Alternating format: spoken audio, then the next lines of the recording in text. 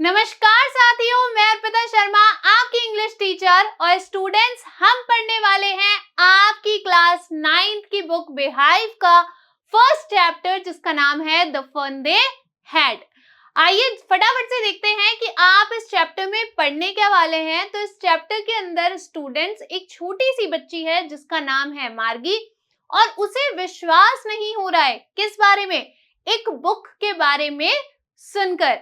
अब उसे विश्वास क्यों नहीं हो रहा है ये आपको थोड़ी देर में पता चलेगा जब आप कहानी को पढ़ना शुरू करेंगे। तो सबसे पहले तो हम पढ़ेंगे मार्गीज डिसबिलीफ अ बुक, यानी कि उसे भरोसा नहीं हो रहा है कि एक बुक हो सकती है। और दूसरा ट्रेडिशनल स्कूल विथ पीपल, कि पहले के जमाने में स्कूल्स कैसे होते थे, ट्रेडिशनल स्कूल होते थे लोगों के साथ में। यानी कि इस लड़की को भरोसा नहीं हो रहा है कि एक बुक हो सकती है और एक स्कूल ऐसा हो सकता है जिसके अंदर लोग हो, ऐसा ऐसे भरोसा नहीं हो रहा है। अब क्यों नहीं हो रहा है, आई नो आपको इसकी एक्साइटमेंट है और ये आपको थोड़ी देर में पता चलेगा। उससे पहले स्टूडेंट्स जानते हैं कि आप इस चैप्टर को, इस पार्ट को पढ़ने के बाद कौन कौन सी कॉम्पिटेंसी डेवलप कर लेंगे, यानी कि क्या क्या बातें आप सीखने वाले हैं। तो सबसे पहले तो स्टूडेंट्स आप जानेंगे ट्रेडिशनल एजुकेशन सिस्टम, यानी कि प्राचीन एजुकेशन सिस्टम कैसा है उसके बारे में।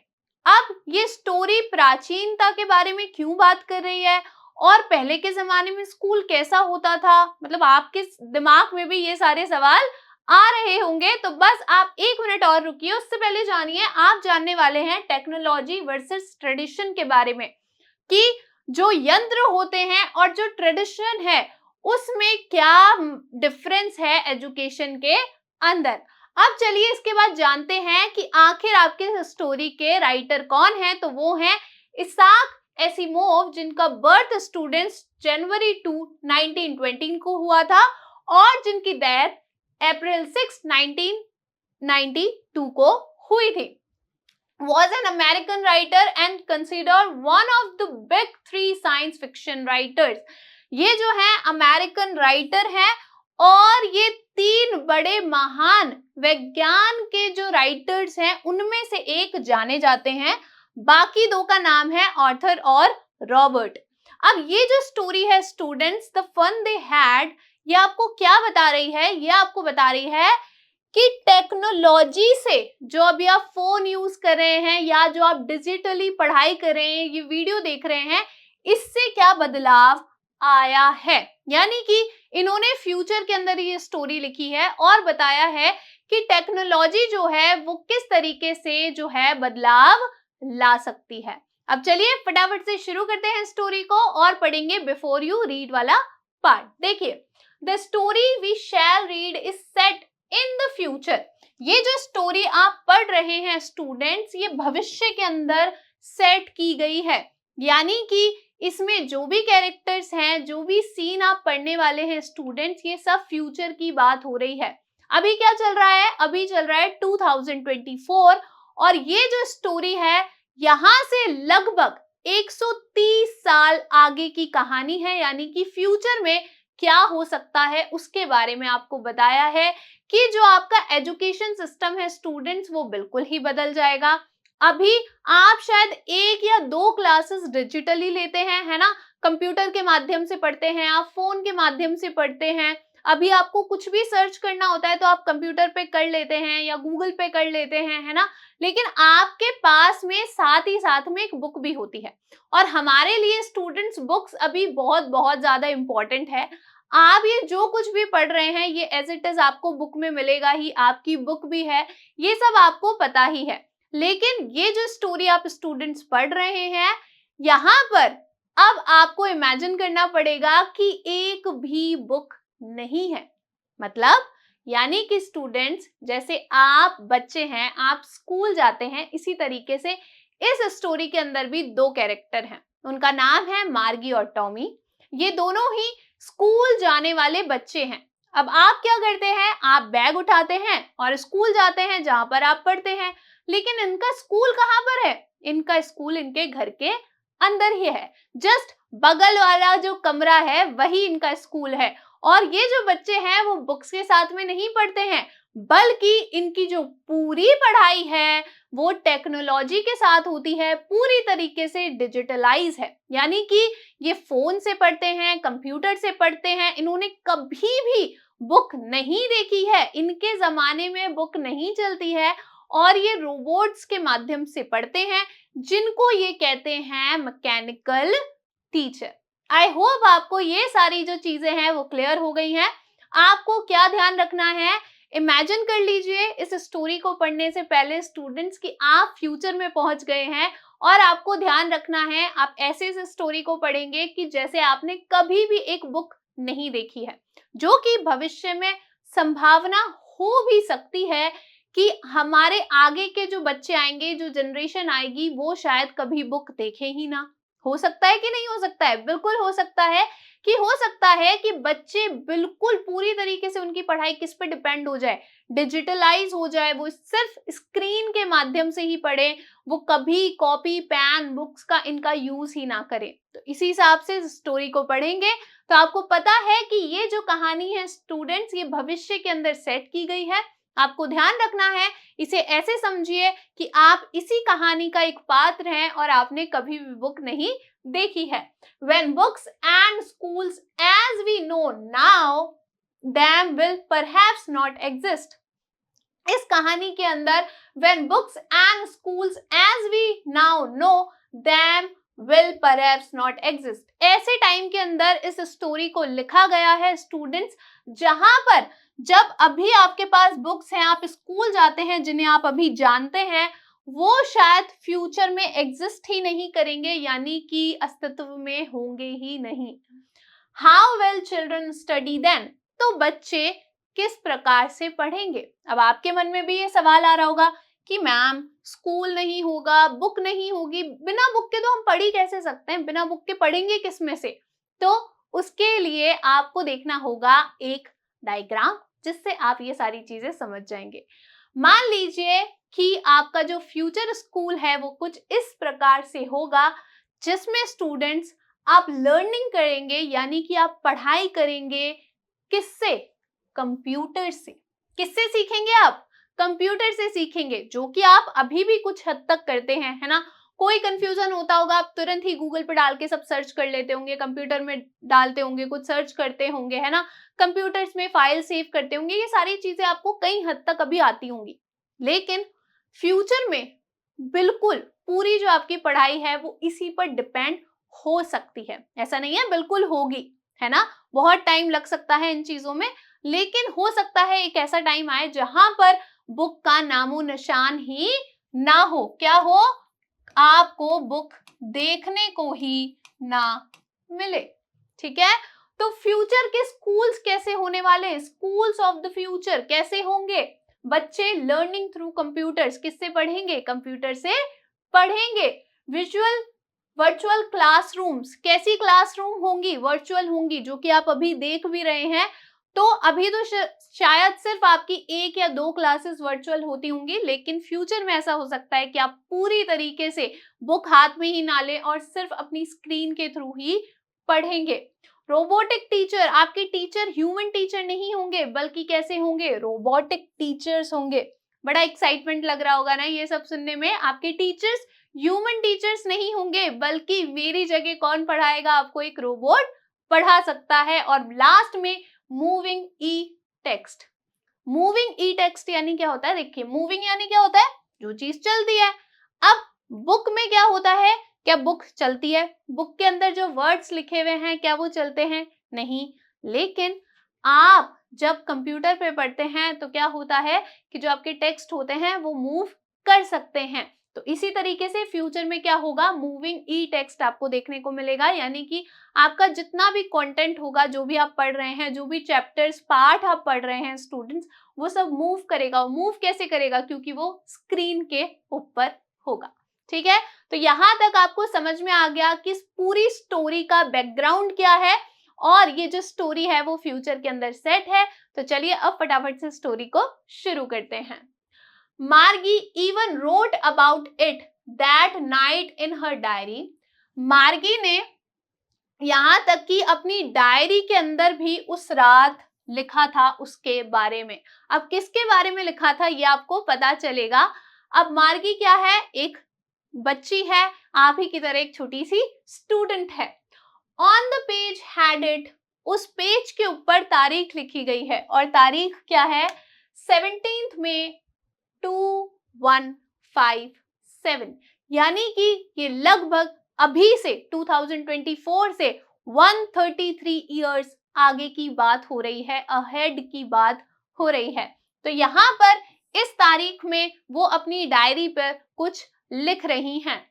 शी रोट, और उसने क्या लिखा है, today Tommy found a real book, आज टॉमी को एक असली की बुक मिली है। यानी कि उसके लिए बहुत ही अलग सी आश्चर्य, सरप्राइज वाली अनोखी सी एक बात है कि टॉमी को क्या मिली है, एक बुक मिली है, तभी तो वो उसके बारे में डायरी में लिख रही है। आप किन बातों के बारे में डायरी में लिखते हैं, जो आपके साथ कभी कभी होती है, जो बहुत स्पेशल होती है, तो उसके लिए बुक बहुत अलग सी एक चीज है। मैंने आपको बताया इन बच्चों ने कभी बुक्स देखी नहीं है, तो इनके लिए ये क्या है, बहुत ही अलग सी एक बात है। तो today Tommy found a real book, इसको मार्गी ने अपनी डायरी के अंदर लिखा है, उन्होंने कभी बुक नहीं देखी है। आगे देखिए, it was a very old book, यह एक बहुत ही पुरानी किताब थी। Margie's grandfather once said that when he was a little boy, his grandfather told him that there was a time when all stories were printed on paper. ध्यान से सुनेंगे कि ये बहुत ही एक पुरानी किताब थी और मार्गी के जो ग्रैंडफादर थे, दादाजी थे, उन्होंने एक बार कहा था कि जब वो छोटे बच्चे थे तो उनके दादाजी ने उनको बताया था कि एक ऐसा समय होता था जब जो स्टोरीज थी, कहानियां थी, वो किस पर छापी जाती थी, पेपर के ऊपर, कागज के ऊपर छापी जाती थी। यानी कि सबसे पहले कौन है, मार्गी है। मार्गी के जो दादाजी हैं, उन्होंने मार्गी को बताया कि जब मैं छोटा था तो मेरे दादाजी ने मुझे बताया था, यानी कि मार्गी के भी दादाजी ने उनको बताया था कि एक ऐसा समय था जब स्टोरीज किस पे प्रिंट होती थी, किस पर छपी होती थी, एक कागज के ऊपर। यानी कि कुल मिला के क्या कहना चाह रहे हैं कि उस जमाने में एक बुक हुआ करती थी। दे टर्न द पेजेस, उन्होंने पेजेस को टर्न किया, पलटा, विच वर येलो एंड क्रिंकली, जो कि कैसे थे, येलो थे और क्रिंकली थे, यानी कि थोड़े से मुड़े हुए थे। अब आपने कभी कोई बहुत पुरानी किताब देखी है तो वो किताब कैसी हो जाती है, थोड़ी सी पुरानी सी हो जाती है, येलो सी हो जाती है, उसका कलर वलर थोड़ा फेड हो जाता है ना, फीका पड़ जाता है, और जो पन्ने होते हैं उसके उस पे सिलवट आने लगती है। तो इसी प्रकार से वो बुक थी, येलो कलर की थी और उस पे सिलवट आ गए थे, मोड़ आ गए थे, वो थोड़ी सी क्रिंकली थी। हार्ड वर्ड रिवाइज करेंगे, क्रिंकली यानी कि मरोड़ या silver. And it was awfully funny to read words that stood still instead of moving the way they were supposed to.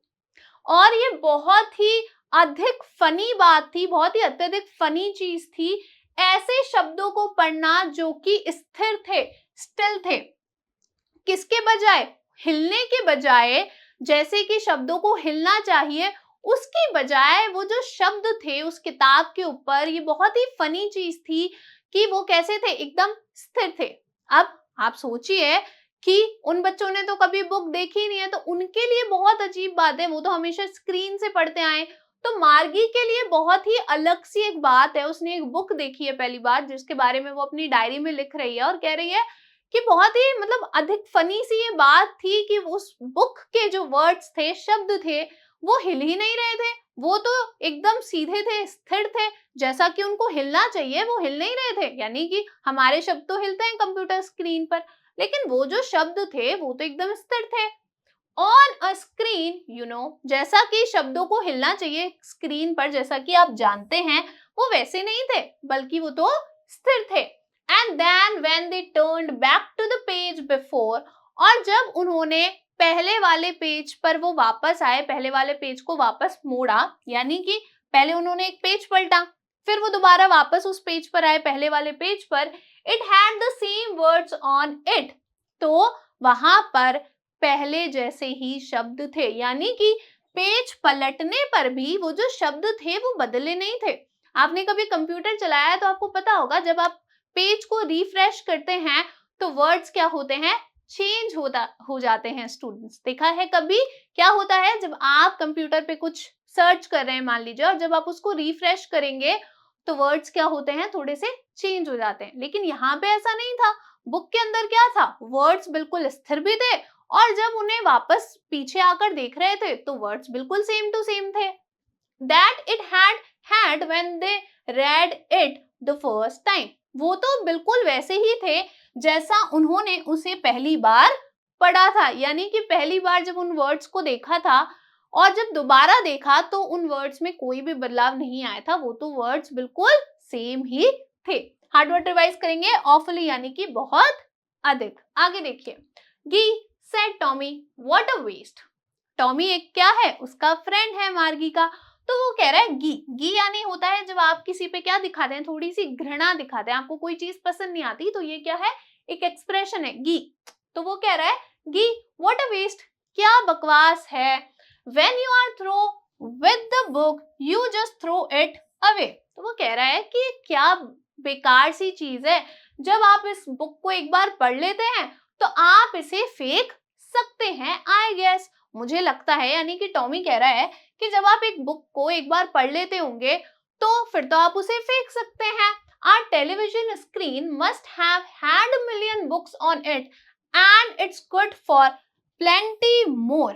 तो वो कह रहा है कि हमारी जो टेलीविजन स्क्रीन्स होती हैं उस पर तो मिलियंस बुक्स होती होंगी और इसमें और अनेक भी आ सकती हैं। यानी कि बुक की तो एक लिमिट होती है, कितने पेजेस उसमें लगाओगे, ठीक है। तो वो कह रहा है कि अगर आपने एक बार उस बुक को पढ़ लिया तो आपको उसको फेंकना पड़ता होगा, वो ऐसा सोच रहा है, ठीक है। मार्गी और वो बात कर रहे हैं। वो कह रहा है कि हमारी जो टेलीविजन स्क्रीन होती है वो तो ज्यादा अच्छी होती है, उसमें तो कितनी सारी बुक्स होती हैं और भी बहुत सारी बुक्स उस पर आ सकती हैं। I would not throw it away. वो कह रहा है मैं उससे नहीं फेंकूंगा, यानी कि एक बुक को तो कोई फेंक सकता है लेकिन हमारी टेलीविजन स्क्रीन पर इतनी सारी बुक्स होती है तो मैं उसे तो कभी नहीं फेंकूंगा। हार्ड वर्ड रिवाइज करेंगे, प्लेंटी यानी कि अनेक। आगे देखिए, सेम विथ माइन सेड मार्गी। मार्गी कहती है मेरे साथ भी ऐसा ही है, यानी कि उसके साथ क्या हो रही है, अग्री हो रही है, सहमत हो रही है कि हाँ एक बार बुक को पढ़ लो तो फिर तो आप उसको क्या कर सकते हो, फेंक सकते हो। लेकिन टेलीविजन स्क्रीन पे तो बार बार बहुत सारी बुक्स होती हैं, चेंज भी होती रहती हैं, तो हम उसे तो नहीं फेंकेंगे। She was 11 and had not seen as many telebooks as Tommy had। वो 11 साल की थी और उसने टॉमी जितनी टेली बुक्स नहीं देखी थी। अब टेली बुक्स क्या है, जो स्क्रीन पर बुक्स चलती है उसकी बात हो रही है, ठीक है। एक है रियल बुक जो आप अभी पढ़ते हैं और एक है टेली बुक जो आप कंप्यूटर पे या स्क्रीन पर पढ़ते हैं, ठीक है। तो वो 11 साल की थी और उसने कभी भी इतनी टेली बुक्स नहीं देखी थी जितनी टॉमी ने देखी थी, क्योंकि टॉमी उससे थोड़ा बड़ा था। ही वॉज 13, वो 13 साल का था। तो ये 11 साल की थी और टॉमी कितने साल का था, 13 साल का था। शी सेड, उसने कहा, where did you find it, तुमने इसे कहाँ पाया, यानी कि ये तुम्हें कहाँ मिली। In my house, he pointed without looking because he was busy reading. तो उसने कहा मेरे घर पर, यानी कि मार्गी ने टॉमी से पूछा कि तुम्हें ये कहाँ मिली, और टॉमी ने बस पॉइंट करते हुए देखा, मतलब पॉइंट करते हुए बोला, उसने देखा भी नहीं कि वो कहाँ पर पॉइंट कर रहा है, क्योंकि वो किस में बिजी था, पढ़ने में बिजी था। उसने कहा मेरे घर के अंदर मिली। इन द एटिक, कहाँ पर मिली, अटारी में मिली। What it about school, और वो पूछती है कि ये किसके बारे में है। तो टॉमी आंसर करता है कि स्कूल के बारे में है, यानी कि इसमें किसके बारे में लिखा हुआ है, विद्यालय, स्कूल के बारे में लिखा हुआ है। हार्ड वर्ड रिवाइज करेंगे, एटिक यानी कि अटारी। आगे देखिए, मार्गी वॉज स्कॉर्नफुल। मार्गी कैसी थी, तिरस्कार पूर्ण थी, यानी कि उसको ये बात पसंद नहीं आई। उसने बोला स्कूल, स्कूल के बारे में बुक है, यानी कि उसे ये बात समझ नहीं आई, अच्छी नहीं लगी कि एक बुक किसके बारे में है, स्कूल के बारे में लिखी गई है। What's there to write about school? I hate school. वो कह रही हैं स्कूल के बारे में कौन लिखता है, मतलब क्या है स्कूल के बारे में लिखने का, मतलब कि स्कूल के बारे में होता ही क्या है लिखने जैसा। मुझे स्कूल से क्या है, नफरत है, यानी कि मार्गी को स्कूल बिल्कुल भी पसंद नहीं है। स्टूडेंट्स, मार्गी ऑलवेज हेटेड स्कूल। मार्गी हमेशा से ही स्कूल से क्या करती थी, नफरत करती थी। But now she hated it more than ever. लेकिन अब तो उससे पहले से भी ज्यादा स्कूल से नफरत थी। The mechanical teacher had been giving her test after test in geography and, और जो मैकेनिकल टीचर था, अब यहाँ पे मैकेनिकल टीचर से मतलब क्या है स्टूडेंट, रोबोट से, ठीक है। तो यांत्रिक टीचर से किसका मतलब है, रोबोट से। तो वो कह रहे हैं कि मैकेनिकल टीचर जो था, जो मतलब रोबोट था या यांत्रिक जो टीचर था, वो उसे टेस्ट के बाद टेस्ट दिए जा रहा था ज्योग्राफी के अंदर। हार्ड वर्ड रिवाइज करेंगे, स्कॉर्नफुल यानी तिरस्कारपूर्ण, मैकेनिकल यानी कि यांत्रिक, ठीक है। And she had been doing words and words until her mother had shaken her head sorrowfully and sent for the county inspector.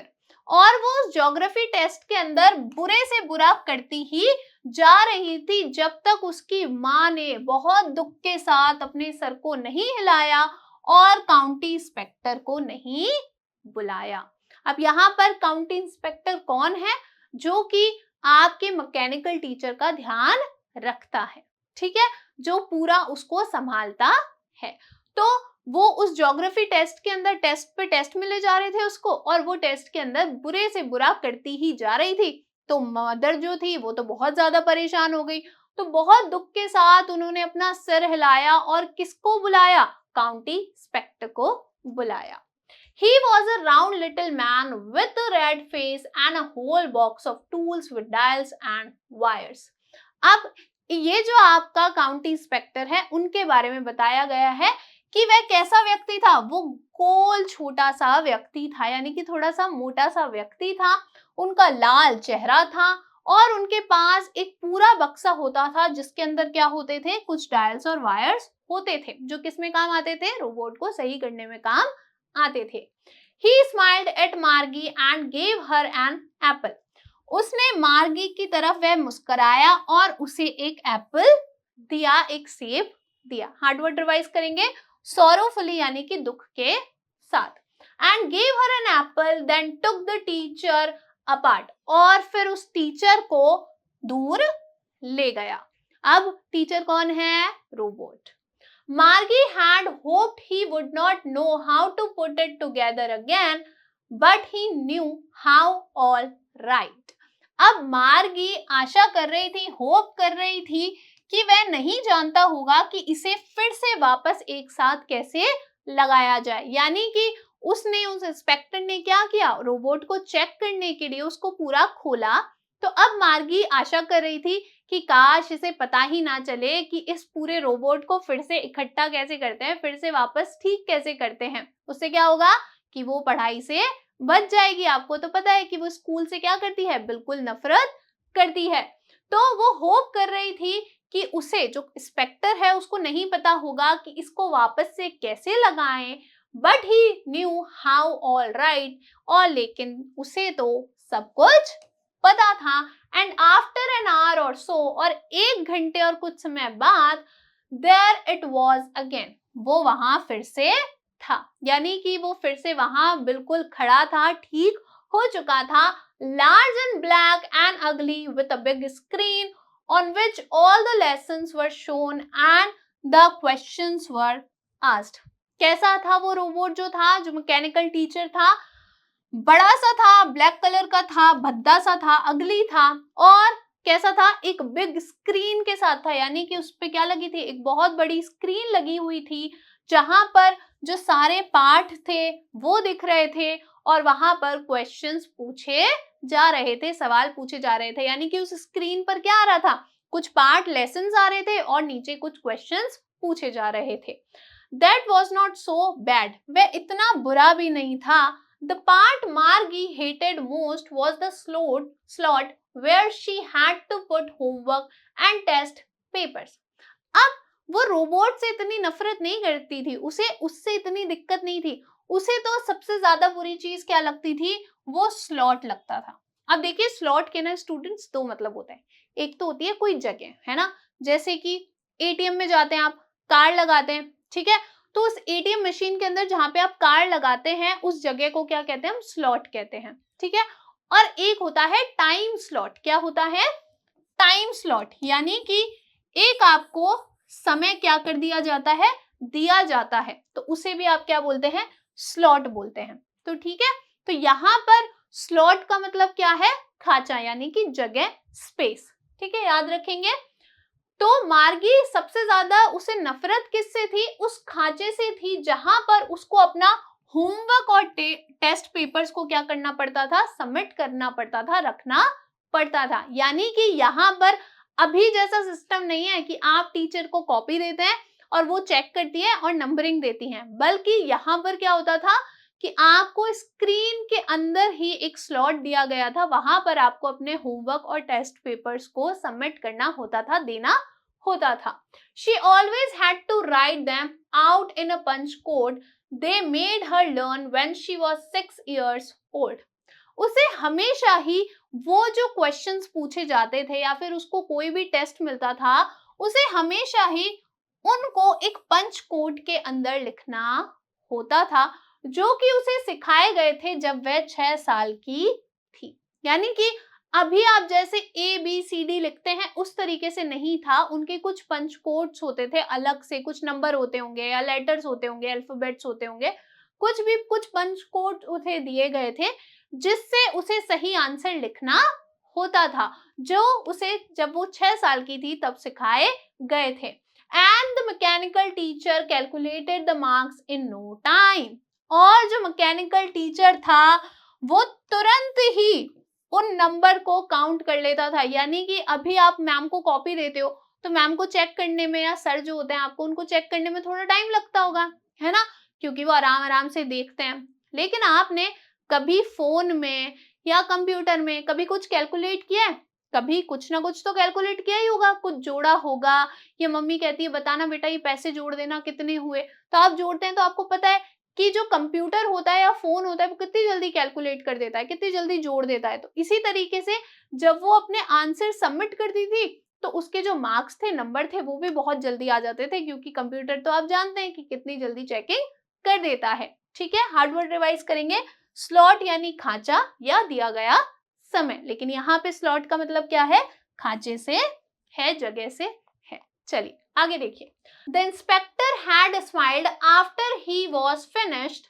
वह इंस्पेक्टर जो था वह मुस्कुराया जब वह खत्म हो गया, यानी कि जब उसने उस मैकेनिकल टीचर को ठीक कर दिया। एंड पैटेड मार्गीज हेड, और मार्गी के हेड पर थपाया, जैसे आप किसी को शाबाशी देते हैं ना कंधे पे, उसी तरीके से उन्होंने उसके सर पर थपथपाया। He said to her mother, उसने उसकी माता से कहा, यानी कि मार्गी की मदर से कहा, it's not the little girl's fault Mrs Jones, कि ये इस छोटी सी बच्ची की गलती नहीं है Mrs Jones. I think the geography sector was geared a little too quick. उसने कहा कि मुझे ऐसा लगता है ये जो भूगोल का सेक्टर है उसका जो स्तर है वो थोड़ा सा तेज हो गया है। अब इसका क्या मतलब है, थोड़ा ध्यान से समझेंगे। देखिए वो कह रहे हैं कि इसको जो ज्योग्राफी के सवाल पूछे जा रहे हैं, जो टेस्ट दिए जा रहे हैं, आपको याद है कि उसको ज्योग्राफी के टेस्ट पे टेस्ट मिल रहे थे और वो बुरे से बुरा परफॉर्म कर रही थी, है ना, वो अच्छे मार्क्स नहीं ला पा रही थी। तो वो कह रहे हैं कि मुझे ऐसे लगता है इस रोबोट के अंदर, इस मैकेनिकल टीचर के अंदर जो भूगोल का जो स्तर है सवाल पूछने का, वो थोड़ा सा तेज हो गया है, थोड़ा सा बढ़ गया है। अब मान लीजिए अभी आप 9th क्लास में और आपसे 11th या 12th क्लास के सवाल पूछे जाएं तो क्या आप जवाब दे पाएंगे सभी क्वेश्चंस का? शायद नहीं दे पाएंगे। तो इसी तरीके से कि वो जो सवाल थे उनका स्तर थोड़ा सा हाई था, थोड़ा सा बढ़ गया था। हार्ड वर्ड रिवाइज करेंगे। पैटेड यानी थपथपाना, गियर्ड यानी विशेष स्तर या मानक, क्विक यानी तेज या फुर्तीला। Those things happen sometimes, ये चीजें कभी हो जाती हैं। वो इंस्पेक्टर बता रहे हैं कि ऐसी चीजें कभी हो जाती हैं। I have slowed it down up to an average 10 year level. वो कह रहे हैं कि मैंने इसे थोड़ा धीमा कर दिया है, 10 साल के बच्चे के हिसाब से इसका लेवल मैं ले आया हूँ। Actually the overall pattern of her progress is quite satisfactory. वो कह रहे हैं कि असल में उसका जो पूरा पैटर्न है, यानी कि उसकी जो पूरी प्रोग्रेस है वो संतोषपूर्ण है, यानी कि वो बुरा परफॉर्म नहीं कर रही है। वो तो रोबोट का थोड़ा सा स्तर बढ़ गया था, बल्कि ये बच्ची तो अच्छा ही परफॉर्म कर रही है। And he patted Margie's head again, और फिर से उन्होंने मार्गी के सर पर थपथपाया। मार्गी वॉज डिसअपॉइंटेड, मार्गी निराश थी। She had been hoping they would take the teacher away altogether. वो तो होप कर रही थी, आशा कर रही थी कि इस पूरे टीचर को ही अपने साथ ले जाएंगे, यानी कि वो नहीं सोच रही थी कि ये टीचर अभी ही ठीक हो जाएगा। उसे तो लग रहा था कि ये टीचर खराब हो गया है, रोबोट खराब हो गया है, और अब ये जो इंस्पेक्टर है इसे साथ में ही ले जाएंगे। हार्ड वर्ड रिवाइज करेंगे। सेटिस्फैक्टरी यानी संतोषजनक, डिसअपॉइंटेड यानी कि निराश। They had once taken Tommy's teacher away for nearly a month.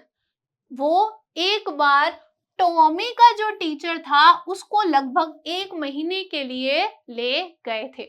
तो उसने देखा था कि वो टॉमी के जो टीचर था, रोबोट था, उसको 1 महीने के लिए ले गए थे। तो वो खुद भी क्या कर रही थी, आशा कर रही थी, होप कर रही थी कि काश भगवान मेरे टीचर को भी ये ले जाए। Because the history sector had blanked out completely. क्यों ले गए थे टॉमी के टीचर को? क्योंकि हिस्ट्री, इतिहास का जो सेक्टर था स्टूडेंट्स, वो पूरी तरीके से खराब हो गया था, यानी कि उसमें पूरी तरीके से कोई गड़बड़ आ गई थी। So she said to Tommy, इसीलिए उसने टॉमी से कहा, यानी कि अब आपको पता चल गया कि वो स्कूल से हेट क्यों करती है, और इसी कारण से उसने टॉमी से कहा, Why would anyone write about school? कोई भी स्कूल के बारे में क्यों लिखेगा? यानी कि वो बहुत ही ज्यादा चिड़ी हुई है स्कूल से, और अब आपको पता है कि वो क्यों चिड़ी हुई है। तो इसीलिए वो टॉमी से पूछती है कि अरे कोई भी स्कूल के बारे में क्यों लिखेगा, क्या जरूरत है स्कूल के बारे में लिखने की। ठीक है, अब समझते हैं स्टूडेंट्स कि आपने इस पार्ट से क्या सीखा है। तो हमने क्या सीखा है स्टूडेंट्स? हमने सीखा द फ्यूचर ऑफ लर्निंग, यानी कि आपके सीखने का भविष्य कैसा हो सकता है। अभी आपने देखा कि इन बच्चों ने कभी बुक नहीं देखी है। बुक इनके लिए बहुत ही एक अलग सी चीज है। इनकी पूरी पढ़ाई जो है वो किस पे होती है? स्क्रीन पर होती है। तो यहाँ पर हमने जाना कि पढ़ाई का, लर्निंग का जो भविष्य है स्टूडेंट्स, वो कैसा हो सकता है। और फिर क्या जाना? The futility of physical books, कि जो फिजिकल बुक होती है, यानी कि एक जो रियल बुक होती है, उसकी क्या व्यर्थता है। तो टॉमी ने बताया, यहाँ पर आपने ये चीज कैसे जानी कि टॉमी ने बताया कि एक बार अगर आपने कोई बुक पढ़ ली तो फिर तो आप उसे फेंक ही देंगे, वो आपके क्या काम की रहेगी। लेकिन हमें पता है कि बुक्स कितनी ज्यादा काम की होती हैं। अगर आप उसे संभाल के रखें तो वो बहुत लंबे समय तक चलती है। अभी मान लीजिए जैसे आप 9th क्लास में हैं, अब अगर आप समझदार बच्चे होंगे तो आप क्या करेंगे कि आप जब 9th क्लास पास आउट कर जाएंगे, आप 10th में जाएंगे, तो जो नए बच्चे 9th क्लास में आए हैं, आप अपनी बुक्स उनको दे सकते हैं ताकि वो उनके भी काम आए और बुक्स वेस्ट भी ना हो, आपको रद्दी में ना देनी पड़े।